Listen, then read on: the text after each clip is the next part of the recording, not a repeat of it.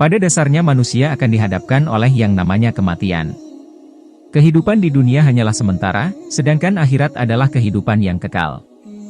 Oleh karena itu, hendaknya kita selalu memperbanyak amal kebaikan ketika masih hidup di dunia untuk bekal di akhir nanti. Yang paling banyak mengingat kematian dan yang paling baik dalam mempersiapkan diri untuk amal berikutnya, itulah mereka yang paling cerdas. Hadis riwayat Ibnu Majah nomor 4259. Semua muslim pasti memiliki keinginan cukup bekal sebelum nantinya meninggal dunia. Alasan inilah yang nantinya kita harapkan dapat menjadi penerang dalam kubur dan mampu menjauhkan diri dari siksa kubur. Rasulullah Shallallahu Alaihi Wasallam pun menganjurkan kepada umatnya untuk berlindung dari siksa kubur, bahkan beliau tidak pernah lepas berdoa setelah sholatnya untuk memohon dijauhkan dari siksa kubur tersebut. Berikut beberapa amalan penerang kubur yang bisa menjadi bekal sahabat baik untuk menghadapi kematian suatu saat nanti. Sebaiknya perbanyak amalan ini selama kita masih diberi kesempatan untuk hidup di dunia. 1. Menjaga sholat 5 waktu. Kewajiban umat muslim yang tidak boleh ditinggalkan ketika masih di dunia yakni sholat fardu. Dengan menunaikan 5 waktu setiap harinya, akan menghindarkan diri dari perbuatan keji dan mungkar. Begitu juga ketika kita sudah meninggal nanti, sholat dapat menjadi bekal kita sebagai penerang kubur. Bahkan Rasulullah Shallallahu Alaihi Wasallam pernah mengatakan bahwa sholat dapat menjadi cahaya kita di akhirat kelak. Sholat adalah cahaya, sedekah merupakan bukti nyata, sabar itu sinar, dan Al-Quran adalah pembelamu atau penuntutmu. Hadis riwayat Muslim. 2. Membaca Al-Quran.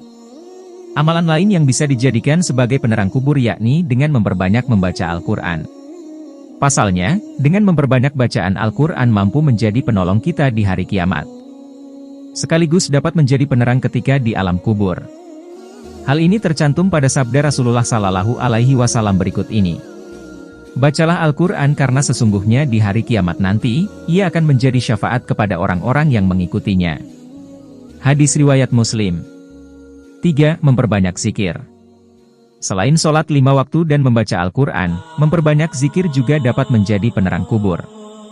Ada kalimat zikir yang mudah diucapkan namun memiliki timbangan amal yang berat. Kalimat tersebut adalah tasbih yang berbunyi sebagai berikut, Subhanallah wa bihamdihi subhanallahil azim, Maha suci Allah dengan segala puji baginya, Maha suci Allah yang Maha Agung. Dari Abu Hurairah, Nabi Muhammad Sallallahu Alaihi Wasallam bersabda, 2 kalimat ringan di lisan, berat di timbangan, dan disukai yang Maha Pengasih Ar-Rahman yaitu Subhanallah wa bihamdihi dan Subhanallahil Azim. Hadis riwayat Bukhari. Dengan memperbanyak bacaan tasbih tersebut dan kalimat zikir yang lain, dapat menjadikannya sebagai penolong kita di alam kubur kelak. 4. Memohon ampunan kepada Allah Subhanahu wa Ta'ala.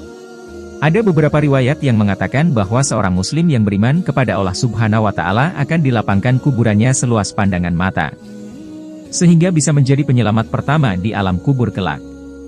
Namun sebagai seorang muslim bermodalkan iman saja jelas tidaklah cukup. Sebagai manusia yang berlumuran dosa dan tempatnya salah tentu membuat kita harus sadar diri bahwa ampunan Allah sangatlah berharga. Insya Allah jika kita benar-benar bertaubat dan tidak mengulangi kesalahan yang sama, Allah akan senantiasa mengampuni kita. Jika ampunan sudah diterima, siksa kubur pun pasti mengelak dan dapat menerangkan alam kubur. 5. Perbanyak sedekah. Sedekah dapat menjadi amalan selanjutnya yang juga dapat menghindarkan kita dari siksa kubur. Sedekah merupakan salah satu wujud bukti rasa sosial dan peduli kita kepada sesama makhluk. Dengan memperbanyak sedekah, pahala akan terus mengalir ketika orang tersebut sudah meninggal sekalipun. Jika anak cucu Adam mati maka semua amal perbuatannya terputus kecuali 3 hal. Sedekah jariah, ilmu yang bermanfaat dan anak saleh yang mendoakan orang tuanya, hadis riwayat Muslim.